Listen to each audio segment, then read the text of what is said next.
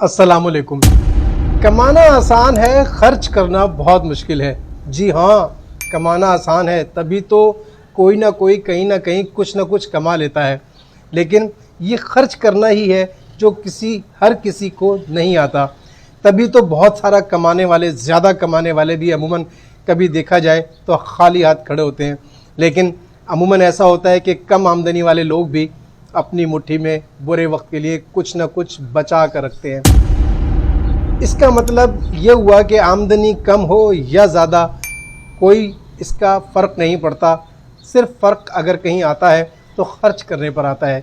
जिसने ये खर्च करना सीख लिया वो कामयाब हो जाता है, तंगदस्ती उसके हाथ से चली जाती है, वो कभी मोहताज नहीं होता। मौला मुत्तकियान मौला इमाम अली अलैहिस्सलाम नहजुल बलागा की हिकमत 140 में फरमाते हैं कि जो म्याना रवि इख्तियार करता है वो कभी मोहताज नहीं होता।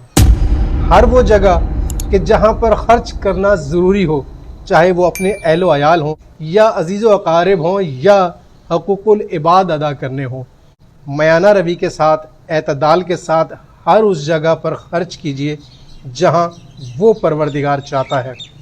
उसकी मर्ज़ी के मुताबिक हर जगह खर्च कीजिए।